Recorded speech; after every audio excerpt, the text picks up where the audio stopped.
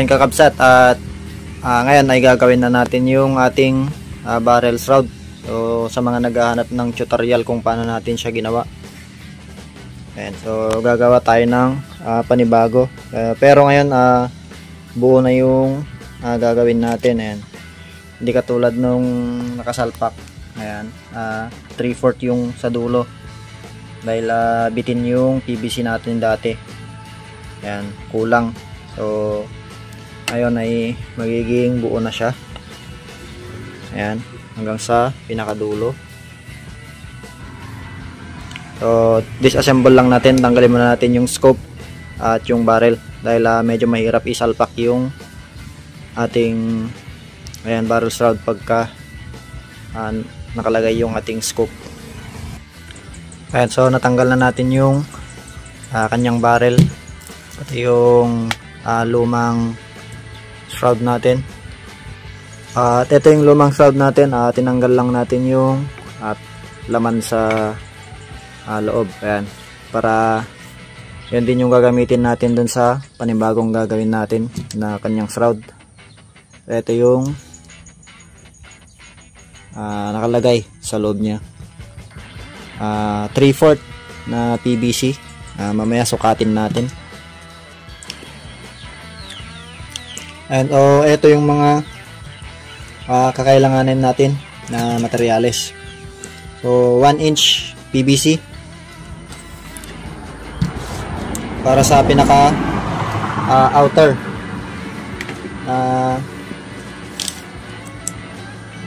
outer tube natin sa ating shroud. Ang haba, so mamaya puputulan pa natin yan. Magiging 20 inches yung haba niya, or 21. Then inner tube,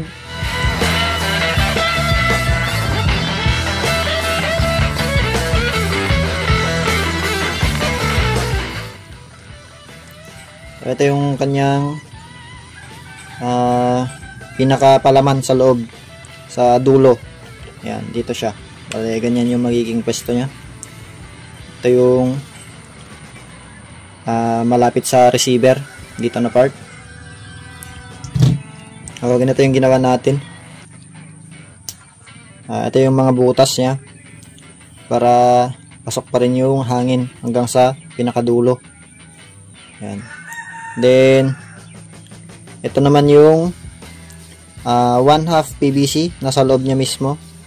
So naka glue na rin yan, naka epoxy para mas matibay.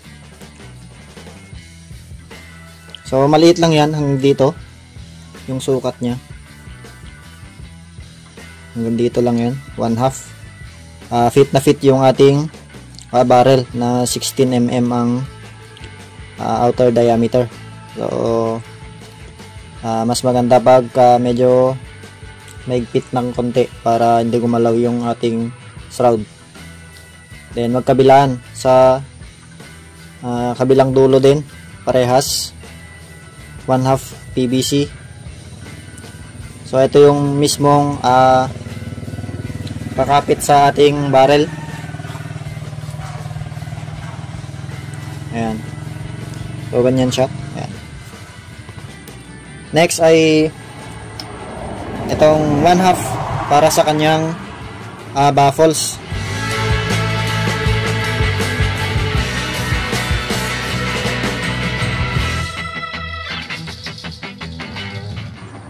Sa loob, sa dulo. So combine na pala yung gagawin natin, shroud at silencer. So yung magiging sukat ng silencer niya ay ganito siya kahaba. So tig 1 inch yung ginawa natin. So bali 3 inches lang yung haba ng kanyang silencer na extension sa dito sa dulo. Then flattened PVC kailangan din natin, 3 piraso na magkakaparehas ang butas. Ayan, yung saktong makakalabas ang pellet. Sukatin natin. Ang sukat ng inner ay 8mm. Then yung isa naman mas maliit. So hindi muna natin kailangan i-fix ang kanyang butas para ito yung pinaka dulo ng ating shroud. Ayan. So mamaya na natin i-adjust yung kanyang butas pagka natapos na nating ilagay sa ating barrel para makita natin kung may sabit o wala. Ang gagamitin natin na cloth ay microfiber na face towel. Ayan, mas maganda, mas malambot. Then glue at saka epoxy. Then lead natin ng tape. Okay, at unang gagawin natin ay ang kanyang inner tube. O lalagyan lang natin ng tape para mag-fit siya dito sa ating outer tube, orange pipe. Unang tape na paglalagyan natin ay dito sa pagitan ng butas. Ito yung mga bilog and then yung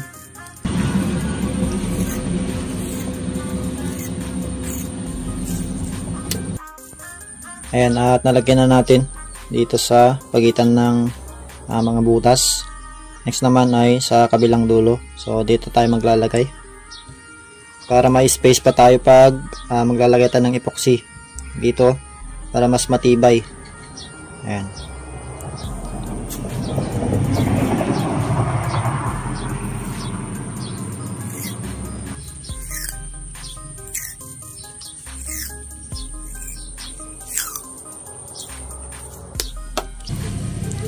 Ayan, at ang magiging purpose ng mga butas na to ay para makapasok pa rin yung hangin papunta sa pinakaloob dahil may harang dito pag nilagay na natin yung ating barrel.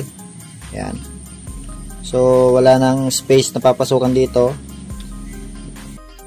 So dito yung magiging daanan ng hangin papasok dito dahil meron na tayong harang din ulit dito. Ayan. So nilagyan natin ng mas maraming butas. Daanan niya papuntang loob hanggang sa pinakadulo. Papasok hanggang dito sa dulo. Ayan. At itong mas maraming butas dito, ito yung part na papunta sa dulo ng barrel. Then dito naman ito yung papunta sa ating receiver. So insert lang natin dito sa ating tube. So ito yung sa gitna.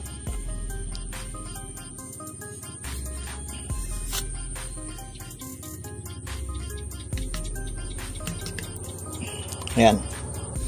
So i-fix lang natin, lagyan natin ng glue, then lalagyan din natin ng epoxy dito sa dulo para mas matibay, hindi siya gumagalaw pag nilalagay na natin dito sa ating barrel. Ayan, so patakan lang natin.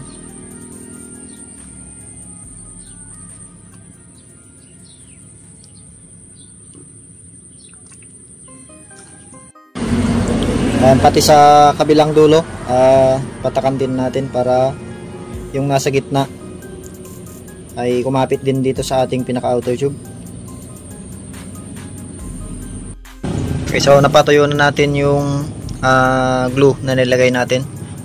So next natin ay maglalagay na tayo ng kanyang baffles. Pero kailangan muna natin isukat dito sa ating barrel kung hanggang saan yung kanyang dulo. Ayan. Then kailangan natin ng at least half inch na space dito bago yung unang baffles na ilalagay natin. So bale ganyan siya para yung ibang hangin ay papasok sa likod. So yun yung magiging purpose ng inner tube na nilagay natin dito. Ayan, so markahan lang natin kung hanggang saan yung lalagyan natin ng unang kanyang baffles. So 15 cm. Ayan. Hanggang 15 cm yung unang baffles natin. So dito siya. Bale na ipasok na natin sa loob yung kanyang unang baffles. Ngayon lagyan lang natin ng glue para stable, hindi siya gumagalaw dahil ito yung nasa harap mismo ng ating barrel. So medyo malakas yung persa, kaya i-fix natin. Bale ganito na yung ginawa natin sa kanyang ibang inner tube at baffles dahil mas madali siyang ilagay. Then i-wrap lang natin yung kanyang microfiber cloth. So wag nating siksikin para mas maganda yung kanyang performance. So pasok lang natin. Ito yung nasa itaas.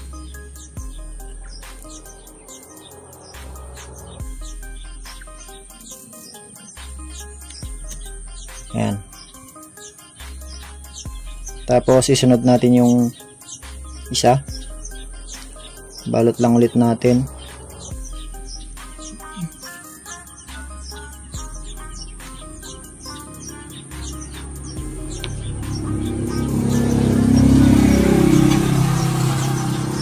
Then isunod natin lagay.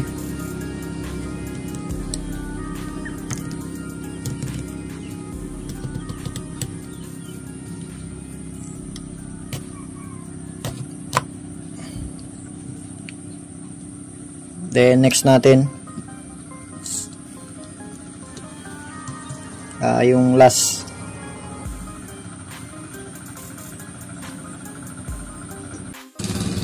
So ito yung last na tube, inner tube na ilalagay natin with microfiber cloth. So ilalagay na natin.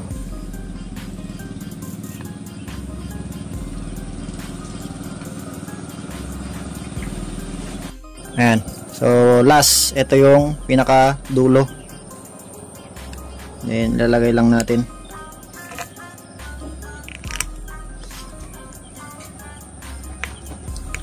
Ilapat lang nating maigi para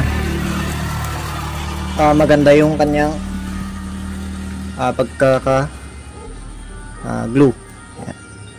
And patakan na natin ng glue ulit. Ayan, so naikat na natin at naglagay na tayo ng konting allowance pa dito para lalagyan natin ng epoxy para may reinforcement dito sa kanyang harap para hindi siya tumalsik.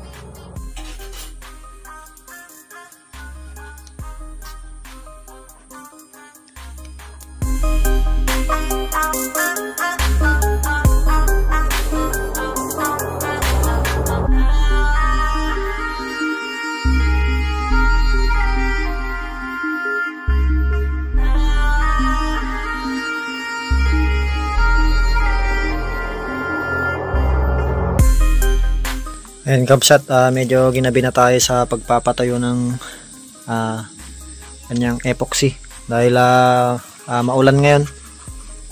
So medyo natagalan tayo sa pagpapatuyo. Ayan. At nai-sander na rin pala natin yung dulo. So medyo malinis na. Then pati dito sa kanyang harap. Ayan, napantay na rin natin. At bale kailangan na lang natin dito kulayan. So pipinturan natin ng black. Then dito rin sa kabilang dulo, black. Tapos babalutan natin ng ito, carbon fiber na sticker para anti-scratch. Kasi pag pintura lang yung nilagay natin dito, madali lang siyang magasgas. So sticker na lang ilalagay natin. Okay, so ito yung ginawa natin kanina. Ayan, in-adjust na natin yung size ng butas para walang sabit. So ang naging diskarte natin, ayan. So open lang natin yung kanyang swing, then silipin natin dito hanggang sa dulo. Dapat naka-align para makita natin kung may sabit dun sa ating ginawang silencer. So ngayon ayos na, wala na siyang sabit. So pwede natin siyang i-test fire. Try muna natin dito sa likod. Ayan. Okay, wala tayong bala na nilagay. So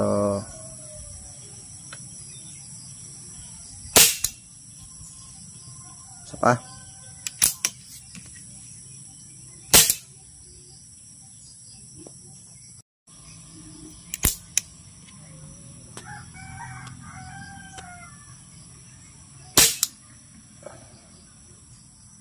Subukan naman natin lagay yung ating camera sa harap.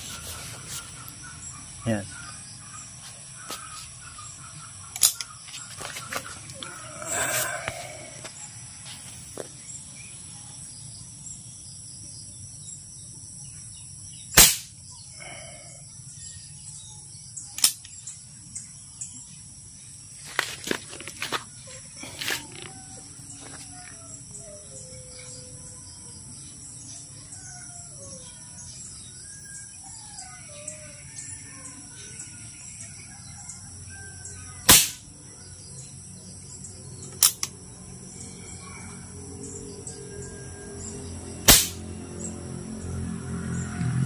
So buo na yung kanyang shroud hanggang sa dulo. Bale, ang overall pala na haba ng ating shroud ay 20 inches. Ayan, saktong-sakto na 20 inches yung haba dito hanggang dito. Ayan.